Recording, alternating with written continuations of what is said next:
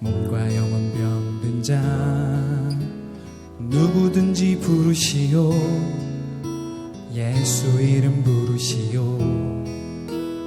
그 이름을 믿는 자, 그 이름을 부르는 자, 그가 어떤 사람이든 그는 구원하리니.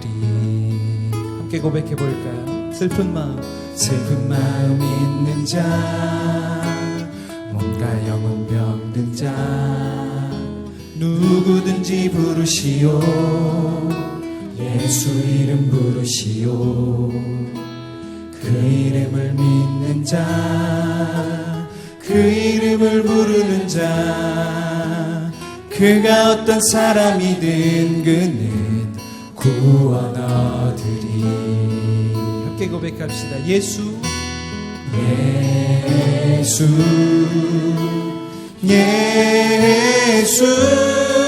오 능력의 그 이름 예수 나 외쳐 부르네.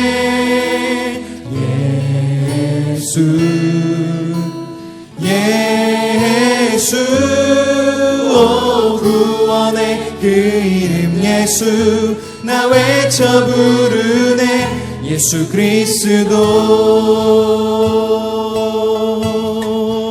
다시 한번 찬양할까요? 슬픈 마음 있는 자, 몸과 영혼 병든 자 누구든지 부르시오. 예수의 이름을 부르시오. 그 이름을 믿는 자, 그 이름을 부르는 자, 그가 어떤 사람이든 그는 구원하리니. 오늘 이 약속을 믿고 함께 고백합시다. 예수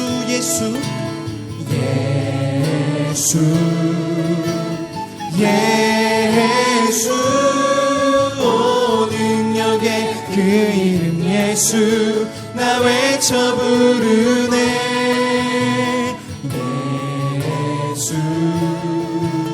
예수 오 구원의 그 이름 예수 나 외쳐 부르네. 예수 그리스도. 우리 이어서 2절 고백해 볼까요? 은과 금 내게 없으나 나 가진 것 능력의 이름 예수라. 그 이름을 붙드시오. 그 이름을 믿는 자, 그 이름을 외치는 자, 그가 어떤 사람이든 그는 주의 영광 보리라.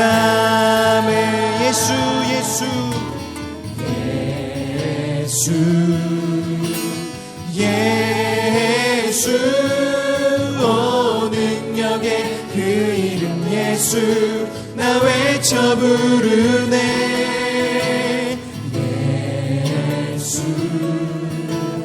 예수 오 구원의 그 이름 예수. 한 번 더 고백해 볼까요? 예수 나의 예수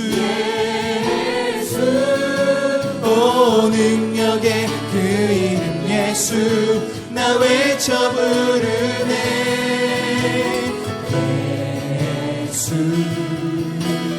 예수 오 구원의 그 이름 예수 나 외쳐 부르네. 예수 그리스도. 우리 2절 다시 한번 고백해 봅시다. 은과 금 내게 없으나 나 가진 것 바로 이것입니다. 능력의 이름 예수라. 아멘.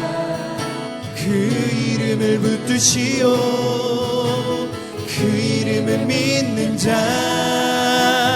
그 이름을 외치는 자, 그가 어떤 사람이든 그는 주의 영광 보리라. 소망하며 예수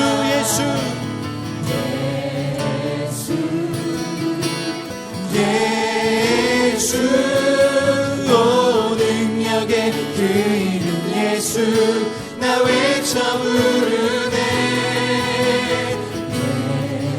예수 예수 오 구원의 그 이름 예수 나 외쳐 부르네 예수 그리스도 아멘 고백합시다 우리에게 주신 영광의 이름 나 어찌 잠잠하리 세상에 크게 외쳐 부르리 나의 주 예수 그리스도 예수 예수 오 능력의 그 이름 예수 나 외쳐 부르네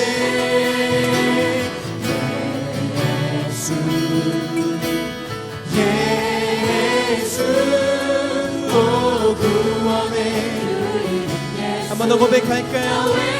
예수 예수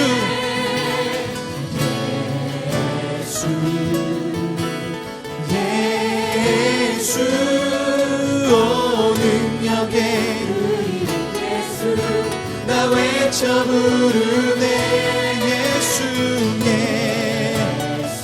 예수 오 구원의 그 이름 예수 나 외쳐 부르네 한 번 더 예수 예수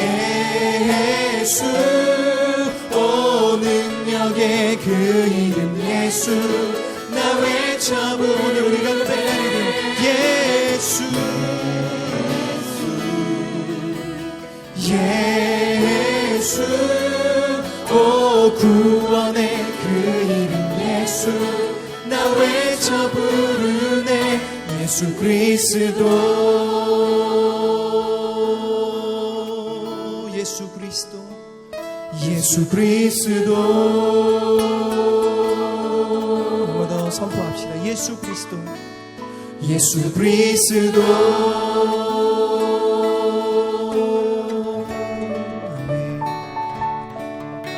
오늘 우리가 믿음으로 고백할 이름 우리의 사랑이 되시고 우리의 기쁨이 되시고 우리의 노래가 되시며 우리의 전부가 되시는 그 이름 예수 그리스도 오늘 더 깊은 주님의 임재 가운데로 나아가 그 이름의 영광스러운 임재 속에 하나님의 은혜를 경험하게 되기를 간절히 원합니다.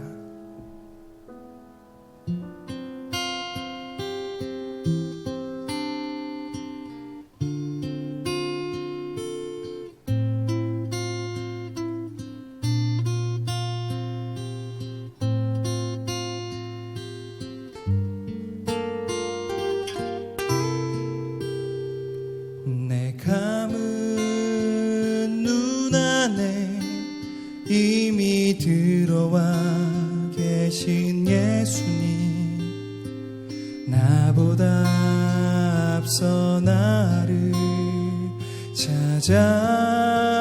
찾아주시네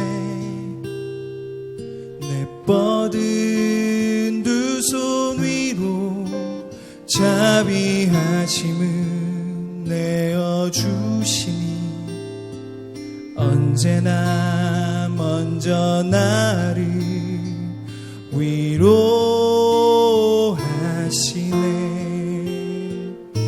내 노래 가운데 함께 즐거워하시는 늘 나의 기쁨이 되시네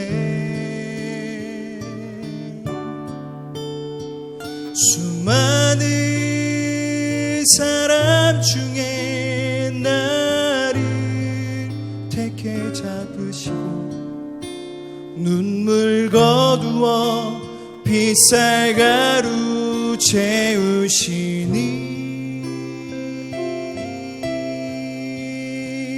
그분은 내 자랑 나의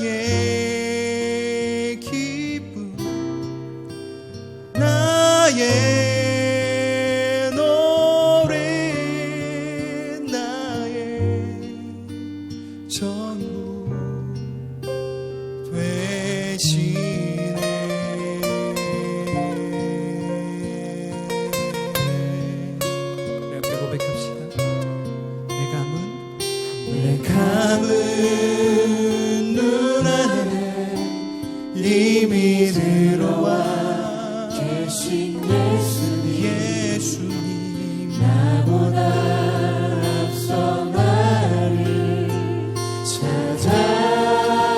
찾아주시네. 내 뻗은 두 손 위로 자비하심을 내어주시니 언제나 먼저 나를 위로하시네. 내 노래 가운데 내 노래 가운데 함께 즐거워하시니 늘 나의 기쁨이 되시네. 수많은 사람 중에 나를 택해 잡으시고 눈물 거두어 빛살가루 채우시니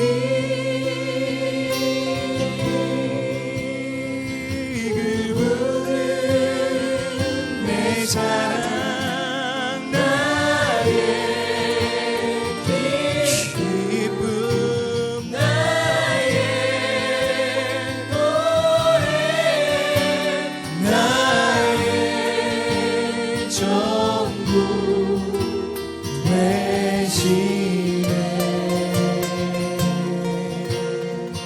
우리 주님을 향해 다시 한번 고백해볼까? 그분은 내 자랑, 그분은 내 자랑, 나의 기쁨 나의 노래. 한 번 더 고백해봅시다. 그분은 내 자랑, 나의 기쁨 나의 노래 나의 전부. 그분은 내 자랑, 나의 기쁨 나의 노래 나의 전부 되시네.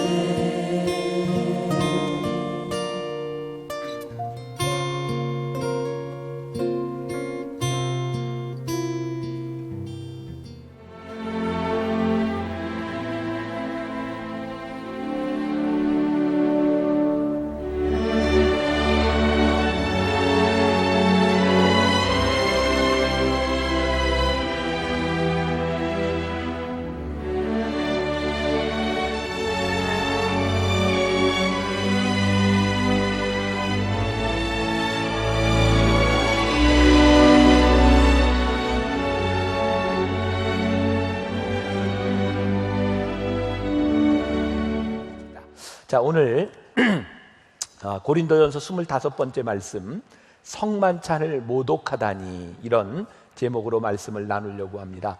여러분들에게 아마 문자가 갔을 겁니다. 말씀을 좀 읽고 오라고 문자가 갔을 거고, 오늘은 말씀을 마치고 우리들이 성만찬을 함께 거행하게 되는데 그 의미를 한번 생각해 볼 수 있는 시간이 될 것 같습니다. 제가 누구인지는 모르지만 저에게 책을 보내줬어요. 유선경이라고 하는 사람이 쓴 문득 묻다라고 하는 책이었습니다. 이 책에서는 우리들이 흔히 그냥 지나갈 수 있는 일들에 대해서 문득 물음이 생겼을 때 그런 질문을 하는 그런 수필 같은 책입니다. 이 책에 레오나르도 다빈치가 그린 최후의 만찬에 대해서 이런 의문을 갖게 된 거죠. 이 최후의 만찬은 밀라노의 산타 마리아 델레 그라치의 수도원의 식당에 걸린 그림입니다. 그런데 이 그림은 다빈치의 그림 중에 제일 많이 훼손이 되어 있는 그림이고, 이 그림을 완전하게 복원하고 난 후에 미국의 음식 연구가인 존 마리아노라고 하는 사람이 의문을 가진 거예요. 저 다빈치의 그림 속에 있는 최후의 만찬의 음식이 무엇일까? 그 복원된 그림을 가지고 보니까 이 사람의 논문에 의하면 주 메뉴가 장어 요리였답니다. 그리고 예수님 왼편에 있던 작은 접시에는 오렌지 슬라이스를 얹은 구운 장어가 있었다는 거예요. 왜 그런 음식이 있었을까? 여러분들 최후의 만찬에는 어떤 음식이 있었을까요? 빵과 포도주가 있었을 것입니다. 근데 다빈치는 그런 생각을 한 거예요. 만일 나에게 최후의 만찬이라면 나는 무엇을 먹을까? 그리고 동시대의 사람이었던 자기의 생각을 가지고 최후의 만찬에 그 음식을 생각했던 겁니다. 여러분들에게 물어봅시다. 그냥 가정하는 거예요. 오늘 저녁에 여러분들이 저녁을 먹고 죽어요. 그러면 뭘 먹고 죽을래요? 다금바리 먹고 죽을까? 아니면 뭐 갈비찜을 해서 먹고 죽을까? 여러분들이 마지막 먹는다면 그것이 무엇일까? 아니, 이 말이 조금 뭐 지나치다면 우리들이 해외 여행을 하고 오랜만에 한국에 돌아와서 먹고 싶은 음식이 무엇일까? 뭐 저는 뭐 제일 많이 생각나는 게 부대찌개, 김치찌개, 뭐 짜장면, 라면.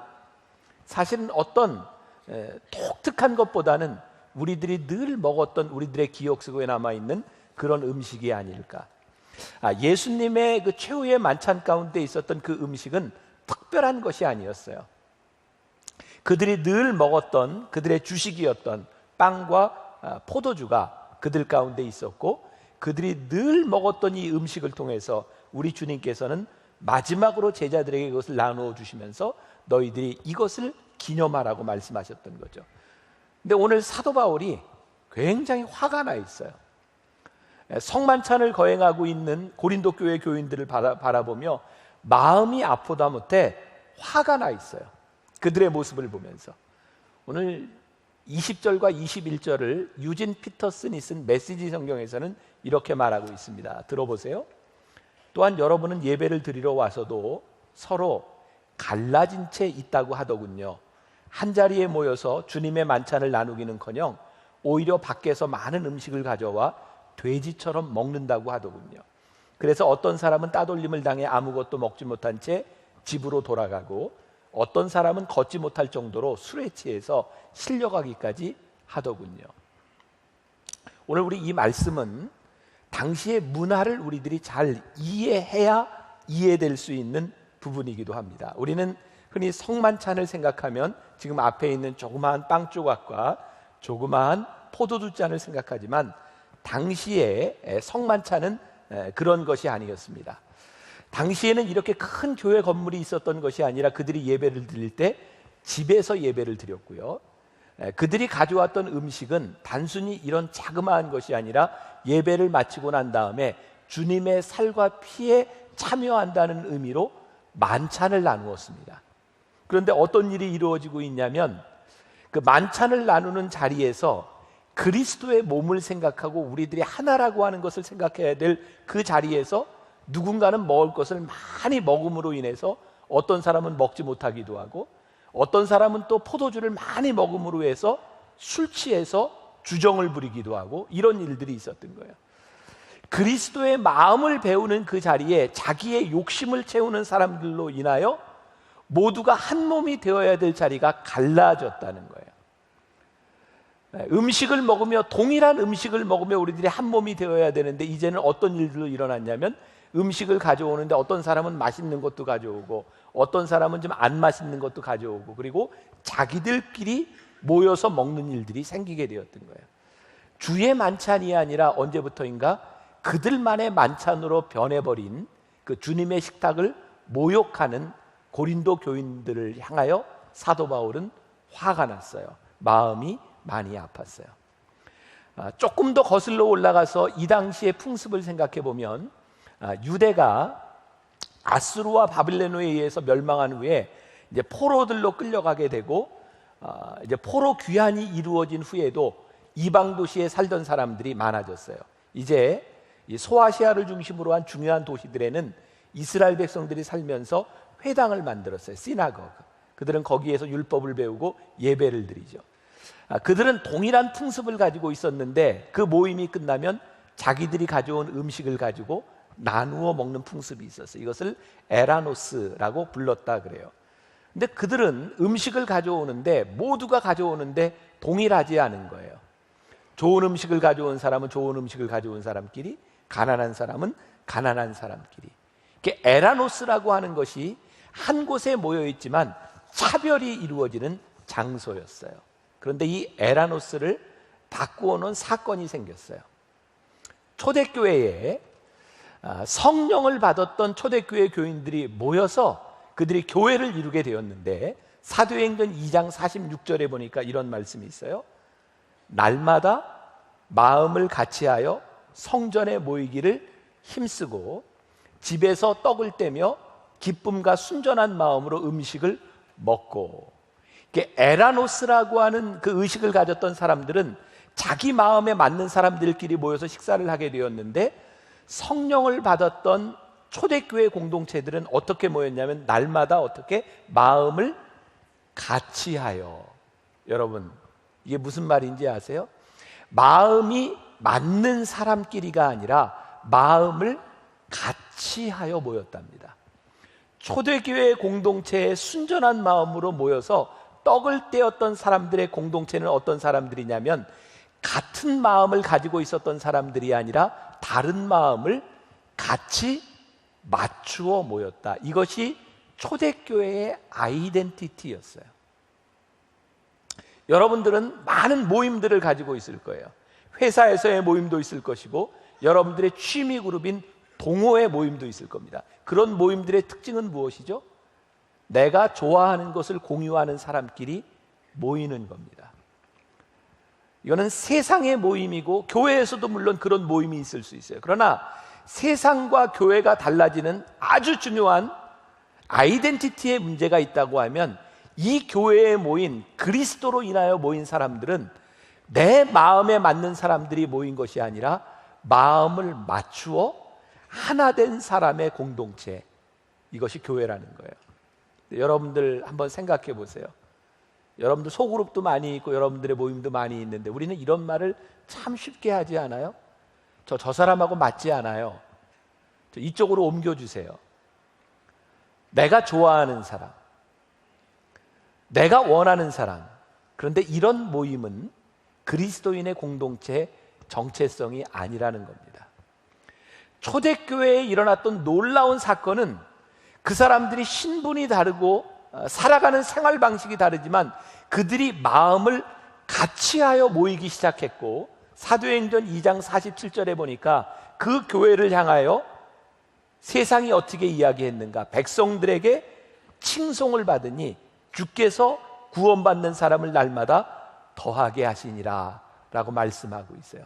세상은 좋은 사람끼리 모여서 모인 공동체를 향하여 칭송하지 않습니다. 교회가 세상으로부터 특별한 대우를 받고 특별한 가치가 있는 것은 같은 사람, 좋은 사람끼리 모이는 공동체가 아니라 이렇게 다를 수밖에 없는 공동체가 그리스도 안에서 한 몸을 이루었다는 것 때문에 세상은 교회를 바라보며 칭송하게 되고, 칭송을 받는 교회에 하나님께서 구원받는 숫자를 더하고 계시다고 말씀하고 있어요. 그래서 초대교회는 에라노스, 같은 민족이었지만 자기들끼리 좋아서 모였던 그 모임을 아가페의 모임으로 바꿔놓았던, 하나님의 사랑으로 만들어 놓았던 것이 교회의 정체성이었어요. 근데 예수님께서 성만찬을 제정하시고 20년이 채 지나지 않아서 고린도에 있는 교인들이 이 아가페의 모임을 다시 에라노스의 모임으로 바꾸어 버렸어요. 성만찬을 모독했다고 말하고 있어요. 오늘 사도 바울이 우리들 공동체를 바라보면, 이 모임을 바라보며 무엇라고 이야기할까? 정말 우리가 그리스도인의 공동체로서 정체성을 가지고 있는 교회다운 교회라고 말을 할 수 있을까? 아니면 우리는 다시 변질돼 버린 세상의 교회가 되어버렸는가? 오늘 20절부터 22절의 말씀을 제가 다시 한번 읽어드립니다. 그런즉 너희가 함께 모여서 주의 만찬을 먹을 수 없으니 이는 먹을 때에 각각 자기의 만찬을 먼저 갖다 먹으므로 어떤 사람은 시장하고 어떤 사람은 취함이라. 너희가 먹고 마실 집이 없느냐? 너희가 하나님의 교회를 업신여기고 빈궁한 자들을 부끄럽게 하느냐? 내가 너희에게 무슨 말을 하랴? 너희를 칭찬하랴? 이것으로 칭찬하지 않노라. 성만찬을 나누고 있는 그들의 모습을 바라보며 도저히 칭찬할 수 없다는 거예요. 오늘 사도 바울은 그러므로 너희들에게 성만찬의 진정한 의미를 너희들에게 알려주고 싶은데 25절에 보면 이렇게 얘기해요. 예수님께서 우리들에게 하신 말씀인데 이것을 행하여 마실 때마다 나를 기념하라. 성만찬은 우리가 모여서 좋은 사람들끼리 모여서 배부르게 먹는 것이 아니라 너희들이 왜 여기에서 이것을 먹는지 그것을 기념하라는 거예요. 그럼 혹시 어렸을 때 다니던 여러분들의 교회들은 대부분 이렇게 큰 강단이 있었을 거예요. 교회 강단 기억나세요? 대개 빨간 카펫에 고동나무 색의 강단 있잖아요. 거기 강단에 보면 그림이 몇 가지 그려져 있어요. 대개 이렇게 이제 크리스토스라고 하는 그런 상징이 있기도 하고, 여러분들이 기억에 잘 나지 않겠지만 대부분의 강단에는 영어로 글씨가 좀 새겨져 있었습니다. 그 영어가 어떤 글이었냐면 Do this in remembrance of me라고 하는 말입니다. Do this, 이것을 행하라. In remembrance of me, 나를 기념하여 이것을 행하라. 교회 강단에는 예외 없이 이런 글귀가 들어가 있었어요. 우리가 예배를 드리는 이 예배 의식과 이 성만찬은요, 주님을 기념하는 겁니다. 주님을 기념하지 않는 어떤 예배도 어떤 만찬도 그것은 성만찬을 모욕하는 거라. 여러분, 결혼을 하게 되면 결혼 기념일을 지킵니다. 여기 결혼한 사람들 결혼 1주년, 5주년, 10주년, 25주년, 나는 이제 25주년을 지나서 이제 50주년을 바라보고 있어요. 이제 한 20몇 년 지나면. 근데 결혼 기념일들을 지나요. 사람들은 왜 결혼 기념일을 이렇게 챙길까요? 가끔가다 이렇게 이런 기념일을 챙기지 않는 용감한 사람도 있기는 한데 왜 결혼 기념일을 챙길까요? 우리는 그 결혼 기념일을 생각하면서 그때 했었던 약속을 기억하는 거예요. 기네스북에 얼마 전에 신문에 보니까 어떤 사람이 결혼식을 32번 했다는 기네스북 기록에 나왔어요. 32번이라니까. 근데 중요한 건 한 여자하고 32번 결혼식을 했어요. 이 사람은 32년 동안 매년 이 여자와 매년 결혼식을 다시 한 거예요. 왜요? 결혼할 때 그 생각을 잊지 않겠다고 하는 거예요. Remembrance. 우리들이 무언가 의식을 한다고 하는 것, 성만찬을 거행한다고 하는 것은 주님께서 우리들에게 말씀하셨던 그 말씀의 의미가 무엇인지를 remember 하는 거예요. 근데 우리들이 만일 의식을 거행하면서 주님께서 우리들에게 말씀하셨던 그것을 잊어버리고 있다면 우리는 이 성만찬을 모독하고 있는 것이다. 사도 바울이 우리들에게 그렇게 이야기를 하고 있어요. 자, 오늘 말씀해 보니까 주님께서 이 성만찬을 베푸시던 날이 언제라고 되어 있냐면 주께서 잡히시던 밤이래요. 주께서 잡히시던 밤, 영어 성경에는 이렇게 표현되어 있어요. On the night he was betrayed. 그러니까 배신당하던 날 밤. 성만찬을 우리들이 기념하는데 그 성만찬이 언제 이루어졌냐면 예수님께서 제자들에게 배신당하던 날 밤에 예수님께서 제자들에게 만찬을 베푸셨어요. 이 중에 한 사람이 나를 팔아 배신할 것을 예수님이 알고 계셨고, 예수님이 잡히셔서 재판을 받을 때 제자들은 예수님을 부인하고 도망갔고, 예수님이 십자가에 달리셔서 피를 흘리실 때 그 자리를 아무도 지키지 않던 제자들에게 예수님이 성만찬을 베풀어 주셨어요. 그 배신한 제자들에게 예수님께서 떡을 떼어 주시면서 이것은 너희를 위해 찢기는 내 몸이다. 포도주를 따라 주시면서 이것은 너희를 위해 흘리는 내 언약의 피다. 성만찬은 예수님을 배신했던 제자들, 그 밤에 예수님께서 제자들을 위해 베풀어 주셨던 언약이었어요. 우리가 기억하는 이 성만찬이 어떤 의미인지 아세요? 배신자를 앞에 놓고 예수님을 십자가에 못 박는 사람들을 앞에 놓고 그들을 위해 주셨던 언약의 잔, 그것을 기억하는 것이 성만찬.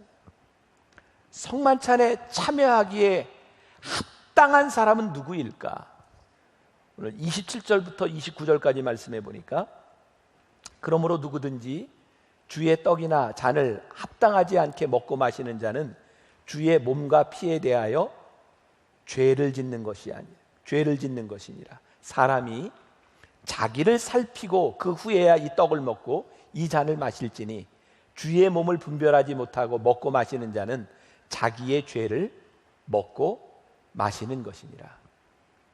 우리들이 성만찬을 모독할 수 있는데 올바른 성만찬은 무엇이냐면 성만찬을 거행할 때 자기를 살피고 그 후에야 떡을 먹어야 우리들이 올바른 성만찬이 될 수 있다는 거예요. 여러분, 의식은요 중요하기는 한데 단점이 있어요. 의식을 지속적으로 하다 보면 매너리즘에 빠진다는 거예요.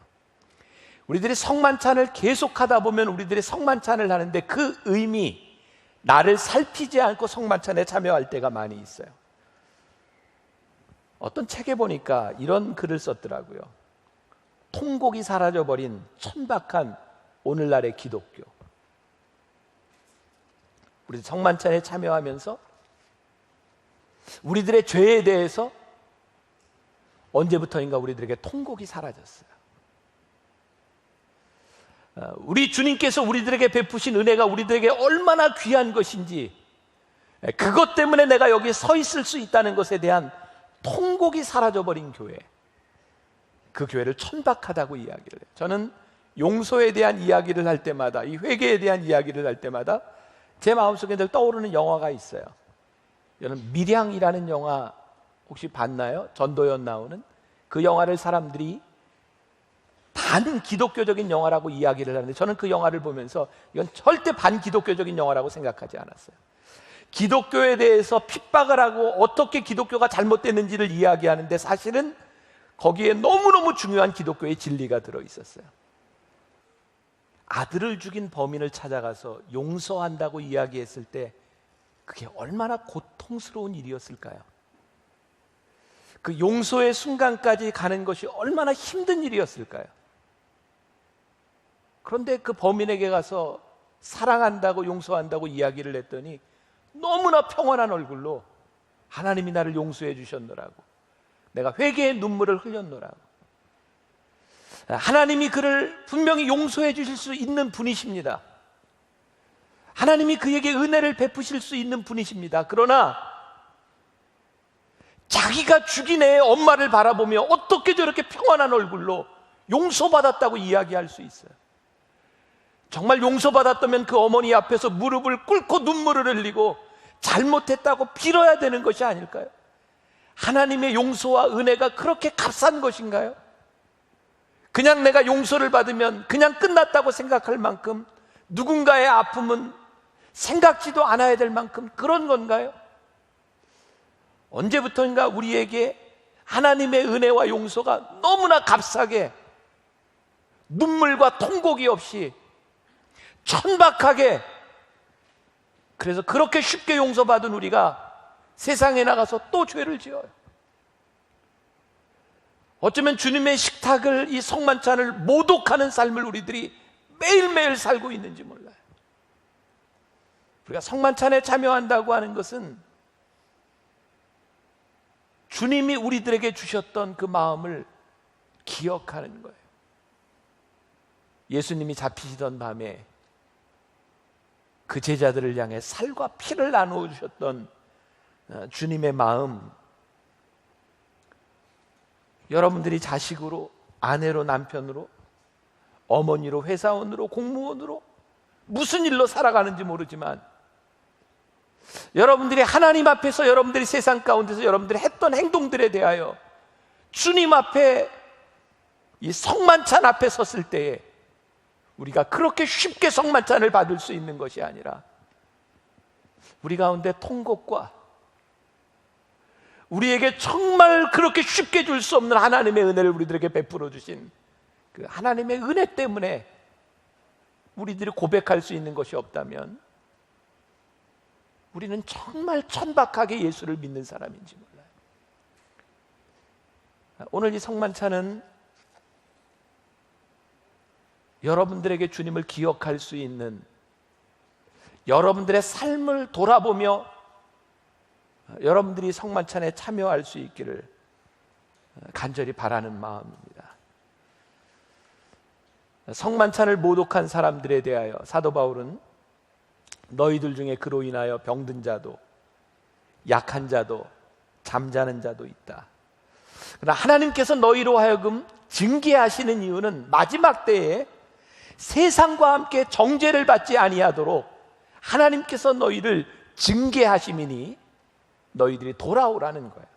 히브리서 12장 8절에 보면 징계는 다 받는 것이거늘 너희에게 없으면 너희는 사생자여 친아들이 아니니라라고 말씀하고 있어요.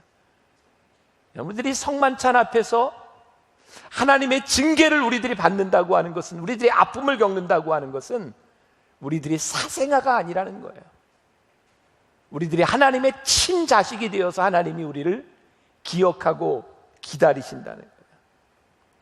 만일 여러분들이 성만찬 자리에서 성만찬을, 주님의 살과 피를 받을 때 여러분들 머릿속에 누군가가 생각난다면 여러분들은 성만찬을 모독하고 있는 거예요. 성만찬은 나를 돌아본 후에 너희들이 그 잔에 참여할지니라 라고 말씀하고 있어요. 여러분들이 주님의 살과 피를 받을 때에 여러분들의 모습이 보여져야 돼요. 하나님 앞에서 우리들의 모습이 보여져야 돼요. 여러분, 누가복음 2장에 보면 예수님의 육신의 어머니였던 마리아와 요셉과 함께 예루살렘으로 명절에 그 제사에 참여합니다. 그리고 돌아오는데 마리아와 요셉이 예수님과 함께 간다고 생각했는데 하루길쯤 갔는데 예수님이 보이지 않는 거예요. 깜짝 놀랐어요. 그래서 마리아와 요셉이 다시 예루살렘으로 예수님을 찾으러 갑니다. 근데 성경에 보면 여러분들 누가복음 2장 44절 45절 이하를 유심히 보세요. 하루길을 왔다가 예수님이 없는 것을 발견하고 예수님을 찾아갔는데 사흘이 지난 뒤에 예수님을 발견합니다. 이유가 무엇이었는지 아세요? 요셉과 마리아는 예수님이 있으리라고 생각했던, 자기들이 생각한 곳에 갔지만 예수님이 계시지 않았어요. 그들은 결국 3일을 지나 어디에서 예수님을 발견했냐면 예수님이 있는 곳에 그들이 갔을 때에 예수님을 발견합니다. 우리는 이런 착각을 종종 합니다. 예수님이 여기에 계시겠지. 우리는 우리들의 삶을 예수의 이름으로 합리화할 때가 참 많아요. 우리가 예수님을 발견하는 것은요, 우리의 삶에 합리화된 곳에서 계시는 것이 아니라 예수님이 계신 곳에 우리들이 설 때에, 예수님의 살과 피를 기념하라고 한 그 자리에 우리들이 서 있을 때에 우리는 비로소 주님을 발견해요. 이 성만찬의 의미가 우리들에게 살아나기 시작해요.